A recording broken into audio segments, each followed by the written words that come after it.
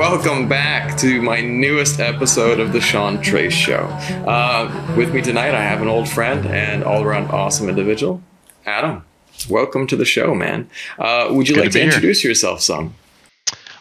Yeah, my name's Adam Guldhammer, and I am a musician and an artist and a producer. I do a lot of collaboration and stuff with other musicians. We've got a lot of projects coming down the pipe right now, and I'm a father. I have a little 1-year-old. She turned 1 yesterday. That's awesome. And I'm lucky enough to be able to take care of her, and I'm her main caregiver, and I still get to do music and be creative, and she gets to listen to all of it, and it's wonderful. Yeah, that's awesome. So that's my main jam right now. That's awesome. I've got a match with you there. When our daughter was born, my wife is a singer, and we had this situation where, who's going to just carry. My wife's job pays better than mine for a long time, and my job, because I'm doing video production and things like that. It's not like I have to go out all the time, so it's stuff that I can do a lot of it from home. So It's awesome. Yeah, but I want to talk to you about the music part first. So sure. Yeah. What type of music do you make? What is your music sound like? Inspirations, rock, genre? Mm-hmm. Well, I mean, we're into all kinds of stuff, and I say we because I'm constantly working with other people on this, and most of the stuff that I do, I couldn't even come close to taking credit for by myself, so it's one of those things. I play in the latest band that I'm playing in right now. Is called Upset the Children, and it's kind of a hard rock band. If you could, let's see. I'm trying to think of a good way. Like, genres kind of kill me a little bit because it doesn't really. Those words don't really encompass everything that you hear. Understandably. But if you heard, we're kind of a combination of Queens of the Stone Age and All Them Witches. If you're familiar, I know with Queens those of the Stone guys. Age. I'll have to look up All Them Witches. All Them Witches, really, really kind of cool band. They're from Nashville. Check them out. They got a great vibe. Some keyboards in there. They kind of have some long form songs that really kind of take you on a journey. Really like rock blues based stuff, but they cross over into I hate to say electronic feel, but with the kind of keyboards we're doing, we're really taking a lot of what you might hear in dance music with filters and everything, noises, stuff that an analog keyboard can create, and adding that extra layer to the hard rock thing that we're doing. So that's awesome. So it's a really, really kind of a cool new feel. There have been a lot of bands in the past that have done the electronic rock crossover thing, but then it's more like dance rock. And we're less dance rock, and we're just taking those those elements, the noise elements from the dance music you might have listened to. That's awesome. Adding those in. That's really awesome. It's interesting that forgive me for the reference, but I was watching Trolls World Tour with my daughter yesterday. I have a 5-year-old, and I kids movies are great for some things, but one of the things that was popping up was this idea. One of the concepts in that movie is of this, that people really cling to the idea of separate genres. It's like that we are I don't know if we're hardwired or we're so, especially with radio stations, like radio stations really kind of for the longest time would push this is what this genre encompasses. You know what I mean? Mm-hmm. You'd tune into something that was like a rock channel or like that. But yet I was listening to the new Halsey album today. Mm-hmm. And it was interesting because it was produced by Trent Reznor, and just the general vibe of that was, I always loved Nine Inch Nails because they were kind of that rock, electronica type of a vibe too, but different. But it's cool that you guys are diving into this kind of this mix up there, of bringing it in. Well, what inspired you to do that? Well, boy, so many things. I mean, I've been listening and involved with music my whole entire life, and I think, when I went to California in '96, to start college down there with you down there. Throwing it out there. I don't know. Can we say the name of the college? Sure, why not? We went to PUC down there. I don't know if it's anything like it was when we were down there, but the electronic scene took over my life. I was really we were going to college when the rave culture hit, man. And it was a really, really big deal. Early on, to be able to have that experience, because it took me away from what I thought that I always wanted to be doing, and put me in a completely different situation where I realized I could be 100% creative on my own and create something without going through the whole collaborative thing and building a band and going into the recording studio and like getting everything just right. And, it was a totally different world. And just the ability to use the programs that were being built for computers. And sorry, I keep bumping my table there. You're fine. Just the ability to be able to reproduce the things that you were hearing out there, at the clubs, at the raves, when somebody is spinning records, or things just kind of off the top of your head that I kind of felt like I had an understanding of what I needed to do to recreate that thing early on, just because I'd been creating music for so long. And so that really stuck with me. I stopped listening to rock. Well, not completely, but really as my primary thing that I was listening to. I stopped listening to rock for maybe, 6 or 7 years. I kind of got out of that scene. Now, I say that I was still writing music. I was still playing open mics. I was still, had my acoustic guitar and my vocal, and I was still doing work with Brian Henry. I was gonna say you and Brian were playing all the time together, man. Yeah. Oh yeah. I mean, that was still stuff that we were doing, but as far as my listening influence, I wasn't really getting anything from the times. From the new rock stuff was coming out, and I was just not. It just wasn't my thing.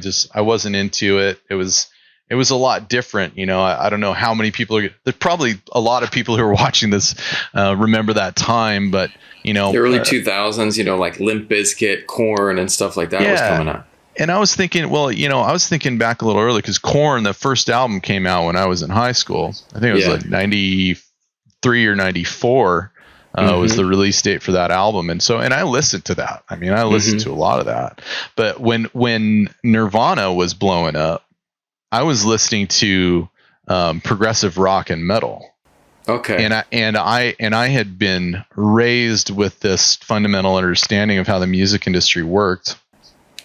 And I was trying to make something happen with guys doing that. And basically, the Seattle grunge guys came along and just kind of stepped on all of that. And so I never listened to those guys. Like, I have a really strong, healthy you're respect from Seattle, now. Right?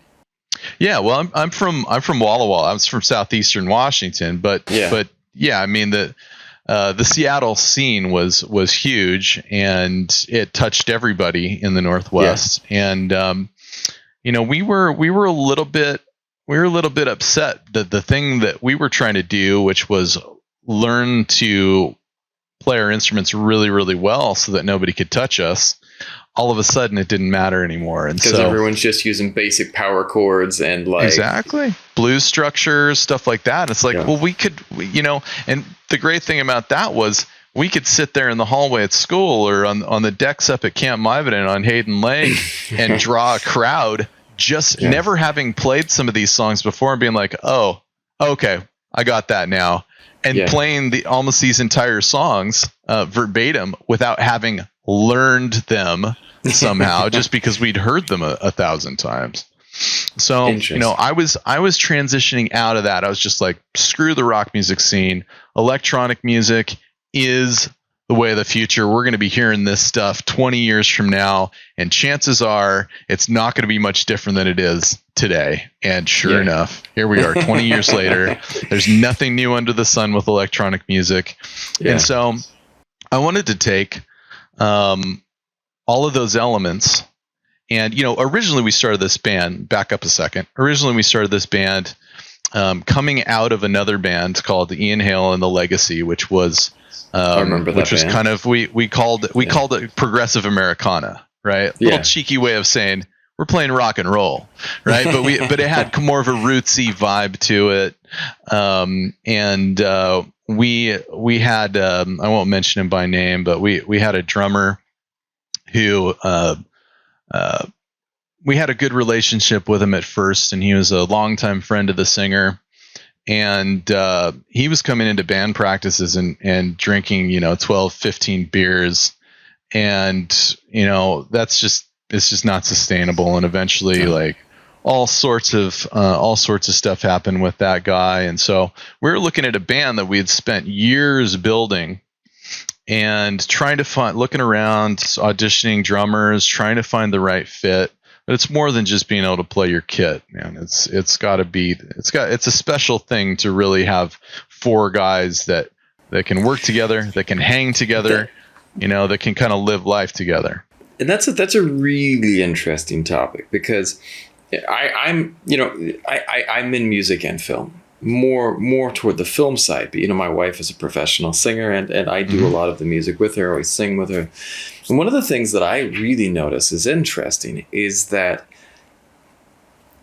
with a lot of these things, with any of these creative things, your tribe, your core group is so important, because it's like, if you can't just like feel like you can absolutely trust them, then it's you can't pull a project off, and nope. Especially and for in a band, like even more so when you're playing live. My wife had this one guitarist for the longest time, and then the dude went MIA. Like, no one knew where he went.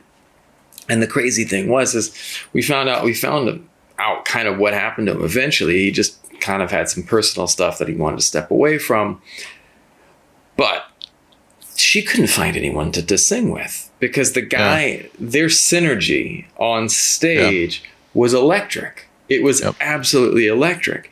And I can't even imagine, when you deal with, what band always amazed me, that they just had so many people. And I was like, how do they pull that off? It was Dave Matthews Band.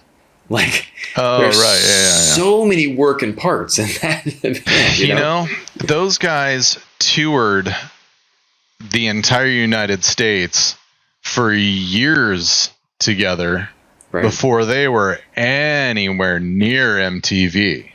Right. I mean, these guys, the reason they made it was they stopped in every single freaking town, and they stopped at every club, and they stopped at, and they played for nothing and peanuts and a place to stay and playing for food. And like, I mean, those guys might as well be blood. Those guys have deep ties. When you're supporting each other for that long and you're all about the love, then you can pull it off. But it's rare. It is rare. Yeah. Well, it reminds me of the Beatles, when they had the, what was it, their time in Germany, that they were doing 12-hour days, it was the amount that they were playing together was insane. But Yeah. that's just an interesting point you bring up that makes me, and you in the beginning were talking about how music is such a collaborative thing. Yeah. Can you talk to me more about that? Well, yeah. Just to wrap the other story up, I wanted to say, and this kind of kicks off what you're asking me, is we decided, Ian on vocal and guitar. We had done a lot of, we were doing songs that he wrote. We're taking songs that he wrote and we were arranging them and turning them into just kind of a much broader song. But we decided, me, my buddy Matt Clifford on guitar, and Ian decided, hey, let's form another band together. Let's move on from this thing that we built. We have this wonderful thing here that we could go back to if we find the right drummer. We can still write music for it, stuff like that. But let's do another band, narrow it down a little bit. Let's do a 3-piece. So I've been a front man before on a couple of different occasions, and I'm comfortable writing. I love writing lyrics. I love, I love the songwriting process. This is just, I was like, okay, I never fronted a band playing bass before. So Ian, loves playing drums. So Ian swapped over to the drum side. Matt stayed right where he belongs. And I moved to bass and vocal, and we started this thing. I'll get back to that in a little bit, because some interesting stuff has happened since then. But collaboratively, we just worked really well together. Currently, right now, we're working, me and Matt and our producer Phil Peterson, who I want you to interview. Just tremendous guy. I mean, he's got his fingers in a lot of pies. He's got platinums on the wall for music performance. He's a producer. That. You sent me a photo and I saw those. I was like, that's no joke, man. Yeah, no, I mean, we're talking about a guy who has a solid stature in the musical community here in Seattle. And he's done a lot of work, and I'll let him talk to you about what he's done. But really, really creative mind, constantly just thinking of things, right? Yeah. The reason I bring him up is, for the longest time, I was raised. I kind of had a surrogate father. The dad of a close friend of mine. We're still friends to this day. Still have played music together up until recently here. And he was teaching us about the industry from the time we were like, hey, we're going to play music. He's like, okay, here we go. How did he learn about it? Well, he was in a band called The Breakers, and then he was in a band called they did a movie called The Unholy Rollers, and he was in a band called The Unholy Rollers. Yeah. He was in the band that made the soundtrack for that movie. In fact, they actually performed in that movie. So it's kind of but they were big in Seattle. They did kind of a 50s thing in the 70s and in the early 80s, and basically it was, they did the whole diner rock thing, the blues rock thing, killer musician, but basically just kind of taught us about, this is the way things are. Okay, so I had this picture in my head of how collaboration happens, how music is made, and it was very kind of a restrictive format where somebody needs to be in control. Bands can't be democracies. Somebody needs to be the leader, and somebody needs to be calling the shots, or it doesn't work. And this is kind of the philosophy I had for a long time. And to a degree, it worked. But I found myself working with these guys and working with Phil and the first time in the studio, with Ian Hale cutting the first full length album. And the first album I had actually been in the studio with, outside of either being the leader or working with my buddy Sean, who grew up with the same thing, who was like, all right, somebody's got to be the music director for the studio. And so we came in and there was some push and some pull, and there were some arguments and stuff like that. And basically, Phil was just like, what are we doing here? Why would you say no to anything? And he couldn't understand, why would we not just try all of these different things? Right. And I felt like I was beating my head against the wall, and those guys absolutely broke me. They completely kind of helped me fragment and destroy and step on and melt down and cast to the wind, in piles of dust or whatever, all of these ideas that I had about the way that it had to be. So that was kind of the beginning, I think, of where I am now, and really opened up so many possibilities. Just being able to say, yes, let's try that. Let's try anything. Let's just see how it is. Let's see if it works, see if it doesn't. And I used to kind of like lie to myself and say that I was actually doing that because I was allowing other ideas. Like, I've been somebody who's written and arranged for so long that it happens so fast for me that a lot of the guys I'm working with can barely keep up with me. So I'm always the first one to shout out ideas. So a lot of my ideas end up getting kind of injected into what we're doing. And so learning to just not necessarily speak first, or to look around at the other guys and like, well, what do you think? The other side of it is them having to learn that I actually feel this way, because I was so firm for so long about this is the way that we got to do it. No, that sounds the best. No, that sounds like crap. Changing my entire vocabulary in the process of collaborating and just opening myself up and my mind up in situations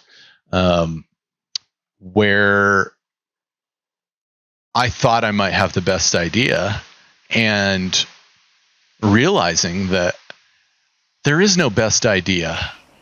Yeah. That's a fallacy. Yeah.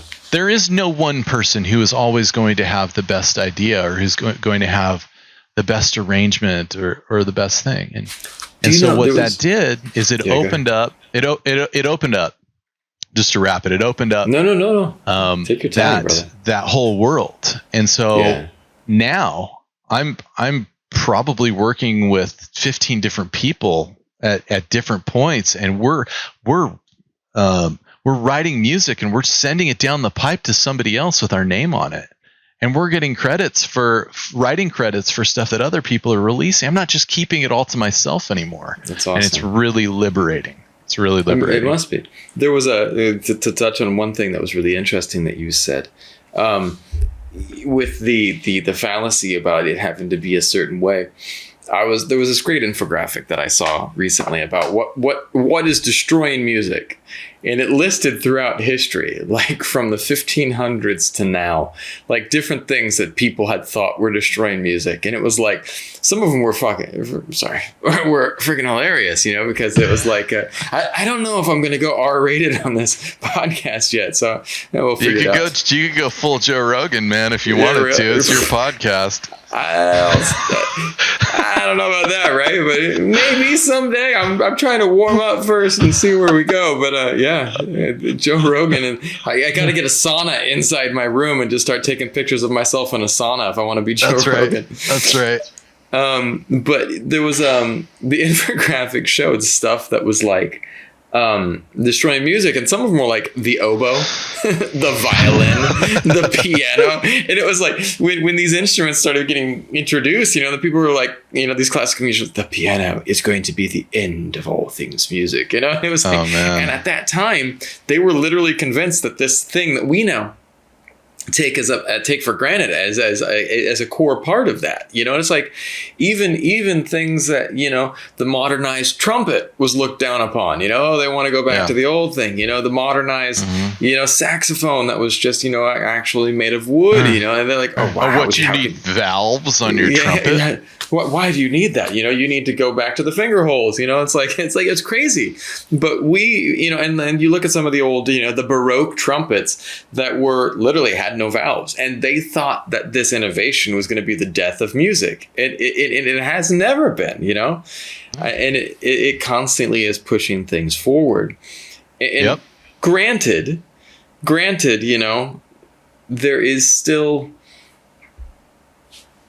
musicality in pieces, there is stuff that is, I love that comparison where they take I'm not going to say a name, but they take a pop singer's music and then they compare it to like Bach, or even compare it to like, classic rock, and just the level of intricacy to the song was is different, but you go back to like the 1950s. I was trying to teach my daughter some guitar and or some ukulele, and it's like you go back to 1950 songs and it was like D A, and it's like they had no, it was the chord progression it's just so different. It's like music is constantly shifting. It's not like there is ever this, but exactly. We still have that subjective, that sounds good and that sounds like shit. You know what I mean?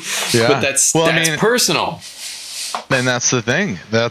Is it's all subjective.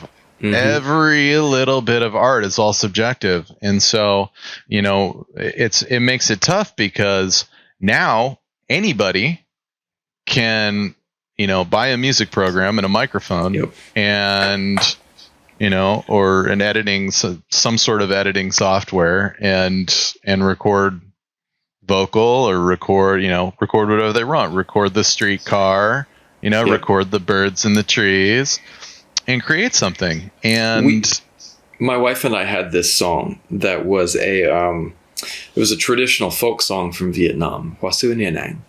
And I loved it. It sounded just really beautiful. And I was like, hey, V, let's take this and kind of make a little hip hop vibe, and I got my friend Nico, because I tried to do, anyone here in Vietnam would have been like, yeah, you can't do that to that song. Like that song is supposed to be. And so I reached out to my friend Nico, who makes beats out in Colombia, and he put on like this like a little bit of a Latin vibe to it. And then we kind of did, and I threw a rap verse on there, and like, and it was just so different, but like I heard it, a lot of people were like, that's freaking amazing. A lot of people, we had a lot of comments that were just like, this is the biggest piece of shit I can ever imagine, like, how dare you guys do this? But there were a ton of people like, dude, wow, never thought of something like that being that way. And it made me proud. But it was interesting because when you look at like cultures too, people get there are certain boxes that, you don't try to step outside of. And we're just talking even with just in American music, there's different, because one of the things people forget too, that music is closely tied to culture. And I'm not talking, race culture. I'm talking like local cultures, because if you look at Seattle, has its own culture. San Francisco has its own culture. San Diego, each city has their own, vibe of that city. And the people have their own, I don't know how you'd explain it, but like, there's just this way of thinking that goes with this type of music. And when you start mixing it's almost like mixing different worldviews or different languages, and it can be beautiful, Yeah. But it's a little easier. Yeah. It's a little easier than those things, but yeah. Yeah. A lot of preconceived ideas, though, I find go into it. And so it's awesome that you are talking about removing those those filters. And it's really easy to kind of talk about that in kind of a nebulous way. But when it comes to specifics, I mean, we're still dealing with 12 tones. You know, we haven't moved beyond that. It's more like the process of making the thing itself, that we have, you know, that we've really kind of worked beyond. We're not trying to do one thing, and we're not trying to do one thing one way. We're not trying to do everything one way. And I think that is what makes the situation that I'm in with these guys right now the most exciting. Is sometimes we walk into the studio and we have no preconception at all of what we're doing, except for maybe a beat. That's awesome. You know, or we'll just start out like, everything's plugged in, we're ready to go live. What kind of music are we making? Right. You know, and then it's like, well, let's try for a trip hop vibe. Nice. Okay, boom. Next thing you know, we have a trip hop beat.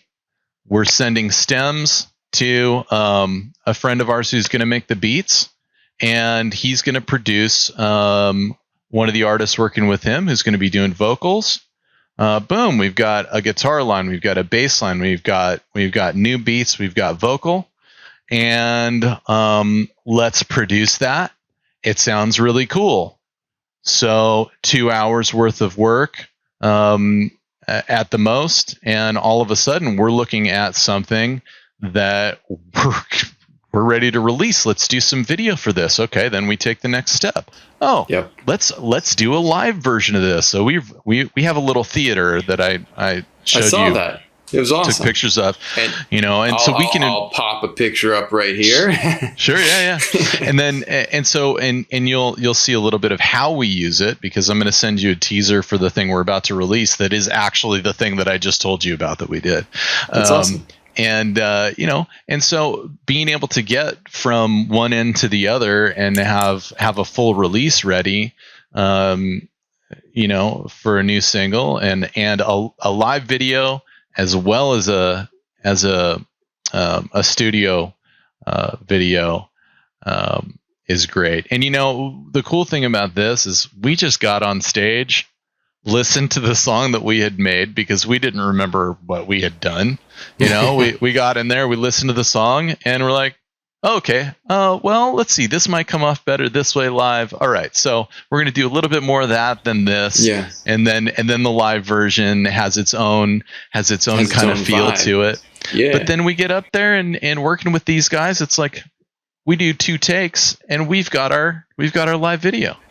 Yeah. And we're not even thinking about it. There's no nerves. There's no, oh man, we rehearsed for this for so long and put this all together. I hope it goes right. And like everything needs to be perfect. No, none of that, man. Why do you think that is? So you let me know what you think. Why do you think it flows so much with these guys? Because we're saying yes to everything. We're saying no to the way that we want to behave with the product afterwards. We may say yes to certain things and no to other things about the way we want to put it out there. But the actual product itself, we're just saying yes to everything. Just trying it out. Yeah, we didn't give Wendy, who's the singer, Wendy Cervantes, who you're gonna see on this thing. We didn't give her any notes. She wrote her own lyrics. She wrote her own melody lines. We didn't give any notes to Caesar, C4, who did the beats and the production of the song. Yeah, just like, hey, take it, do something with this. We'd love to hear it. And so awesome. Both of these people, they had the complete freedom to stretch, do whatever they wanted. And there is a level of trust. We weren't just going to send that to anybody. Right. You want to make sure that the people involved have some degree of expertise. Yeah. But because of this, the circle is growing. Yeah. You're already inspiring me, man. I'm looking forward to. I've got some ideas churning that I want to chat with you about. So let's do something. Man.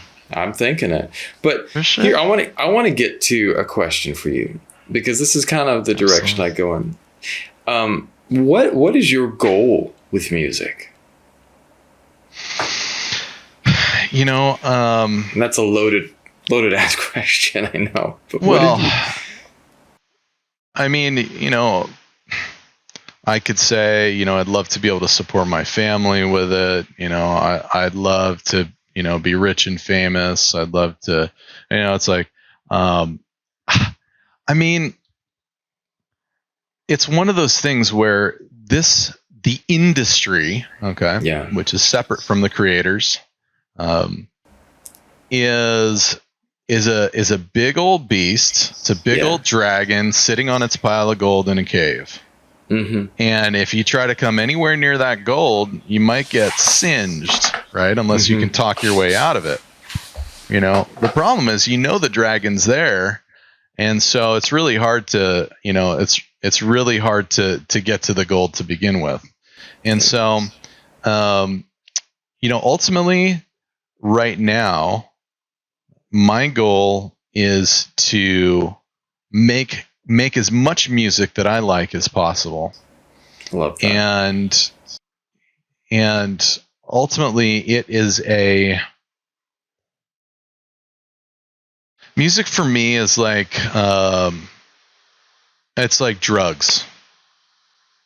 When I'm in it, when I'm playing it, when I'm performing it, when I'm writing it, everything is tainted. I don't know. It's the tainted. What a horrible word to use.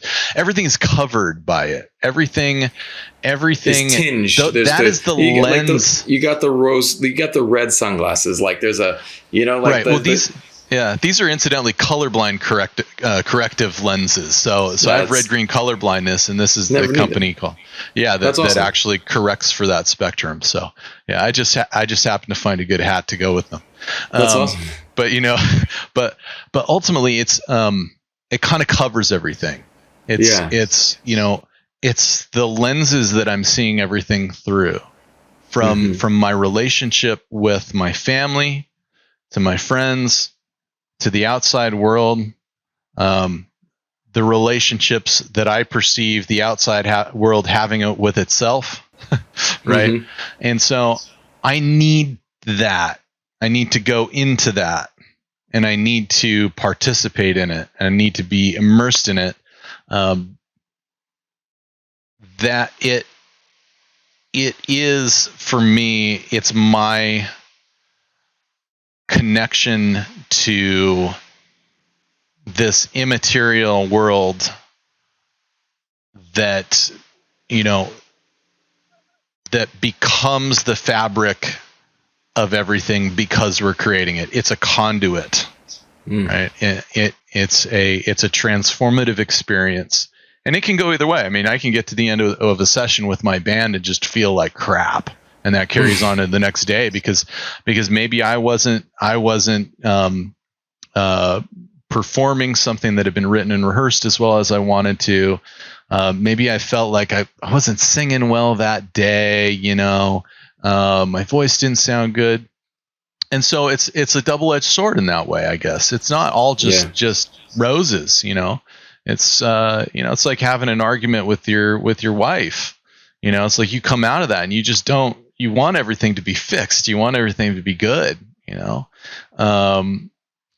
sometimes it's that feeling, when your little girl falls on her face and bumps her head or something like that. It's like, oh no, it's like, what has happened? You've just become immersed in that thing, So I think the biggest thing for me, my goal with music is to use those insights, that connection to everything, to reflect what it is that I see. So I like that. Sometimes it's bad. Sometimes it's nasty. Upset the Children is a band that is saying things that people don't want to talk about. without people knowing exactly what it is that I'm talking about. Yeah. You know, it's like differences, conflict. That's what this is about. That today. Like before I had a shit day. I had a horrible day. And I came down here before we got on our call, and I was just sitting there. And then you found the shit. I turned on some music, and I just sat there, and it was just like, and for that moment, you know, it's like, I remember that first time I felt that way as a kid. You know, like we grew up with, like, you know, my parents listened to the Beatles and ABBA, and it was happy. But I remember the first time that I listened to a song that was like, where the person singing was in the shit. You know, they were feeling something, and I listened to it and I said, yeah, you get it. There is a shared experience. There is this shared, I think shared experience is probably one of the best ways to put it, that you and the person who writes the song and the people listening to the song are embark on this journey together, this journey of empathy, this journey of understanding, you know, and that's powerful, man. Yeah. And I think we have less and less empathy in the world. And right. So, you know, I'm not, I used to be on this like kick where I wanted to bring everybody together and make them realize that they all wanted the same things. But I think that's not really, it's not really true, first of all. Yeah. But I think that we all have, if no matter where we're coming from politically, no matter where we're coming from socially, you know, I think that we can all say some of the same things, no matter what our perspective is. We can all say some of the same things about what it is that we dislike about the world. We can all say the same things about some of the same words about what it is that we like about the world. And, you know, that's where I'm focused, I think, creatively with this particular project, is saying those things. Now I'm focusing a little bit more on the negatives for this one. It's kind of a dirty, rough album, you know. It's awesome. Not for kids. It's called Upset the Children, you know. Yeah. If you know, and that name fits perfectly with what I'm talking about, because people don't. These are things that people are upset by. Yeah, you know. So you'll hear it. That's awesome. I think that everyone shares their opinion nowadays, but we have become overly sensitized to listening to people's opinions. If that makes any sense. Like, everyone freaks out about everything. Everyone's just up in arms, left, right. Everyone is up in arms over stuff, where sometimes we just need to understand people have to say something, and that there are things that people feel certain things. So for me, I think, you know, there was a moment today where I just wanted to scream, and just scream as loud as I could, not at anyone, just to get it out. And I think that there are times where we have to realize that people have to voice stuff. Mm-hmm. And if you bottle it up, if we bottle up our emotions collectively as a society, that's not good. That's not good. letting them out completely is probably not good either. True. I mean, if you think about it, when we were kids, we were taught that we needed to not bottle up our emotion, but contain it and use it in a fundamental way that's going to be constructive, right? And I think I saw a lot of that going out the window in the early 2000s, late 90s, early 2000s, where all of a sudden emotion was so important, and what you think as an individual, what you feel, that is the truth. Yeah. Well, there's this thing that I think that just permeated throughout the entire world. And so now people think that, man, if you say anything that upsets me, Yeah. Right. God forbid. What advice would you give yourself if you could go back in time? What advice would you give yourself, a younger version of yourself? Oh man. Um,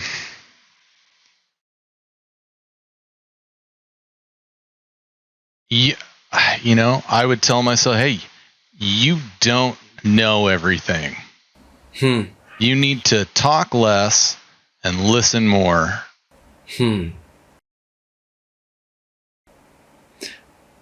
I think, wow. Yeah, right. I think I would be much further along because, and it goes right back to what I was talking about creatively, saying yes instead of no. This is something that popped up on my first episode with my friend Jill, and I asked her in regards to an actor, and I said, "What advice would you have to actors?" And she's like, "Say yes. Stop saying no. Stop overthinking it. Stop getting into your head about what you think you should be, or who you think you should be, or what you think you should be doing." You know, I for myself, the best things in my life happened when I just said, "Fuck it, man. Let's try something new." Yeah. Hey, I want to flip the script and interview you at some point because I'm fascinated. I'm absolutely fascinated by your journey from Northern California to where you are right now in Vietnam, and I followed you like a long time ago on Instagram as you were starting to get in the middle of all this stuff, and have seen all that development. I still don't know how you got there, man. Other than yes. Well, you told me a little bit. Yeah, you said yes. You're like, I'm going abroad. We're gonna make this happen. I had after college, I was like looking at just some different options, and I had no idea what I was gonna do, and so I had a degree in history, and I suddenly and quickly realized there's not many options for a person with a degree in history. And so I was like, well, I can teach English for a couple years, but while I figure things out. And I moved to Vietnam, and then that turned into a longer thing. And when I was here, I started meeting like people that were in the music industry. My good friend was this DJ teacher, and like I was going with them to the clubs and learning all about music. And, one of the things I noticed about stepping out of my own culture, when I moved to another country, those social constraints that we have, my wife is a famous singer, but when I met her, she was just V, because I didn't know that she was like, the Christina Aguilera or the Kelly Clarkson in this country. She's just an individual. And it was like I was outside of the box, whereas people here were inside the box. They looked at her inside that box. And, for me, I just constantly, and then literally things developed from one fail to another, and it was everything that happened in my career has been from necessity. I never wanted to sing with my wife. I wasn't thinking about getting into music, but then she got pregnant, and like her, she stopped getting shows. And so we had to like kind of innovate. And it was just like, hey, do you want to sing with me? Well, we're not making any money right now. We don't have anything going on. So let's try it. And we did it, and people liked it, and then, we just started innovating. And I think, but again, it was that it still comes down to, and it always comes back to, for me, trying, you just have to do. And because when people are so quick, and everyone wants to tell you the way it should be done, but they're just killing creativity, man, killing any type of innovation. That's what does it, man. That's what does it. And this is a lot of this is coming from the top, man. It's like what you hear today is because somebody else chose that thing for you to really love, and you're eating it up, man. Yeah. Well, that's why I really love the decentralization of the music industry that's beginning to happen more and more as less people are getting signed by labels. More people are doing their own thing. Look at someone like Macklemore. He, whether you like his music or not, he stayed out of the system as long as he could, and he was self-producing. He had his own label, and dude, and his music was not what I think people were wanting to promote per se, but it was what he was making. So yeah, and and incidentally, those guys are guys are still around, and my buddy Phil Peterson, I should say his whole name. Yeah. Philip Peterson. He does some work for Ryan Lewis, and that's awesome. And so he's got that pipeline going. Those guys are still creating music. They're mixing it. They're working with other artists, and just that whole grassroots thing is what we're doing right now. And it really takes a lot of energy. You got to have that one or two super high energy, super driven people that you're involved with, that will not stop. You have to be relentless. You have to be relentless. Yep. Well, on that note, I want to wrap things up.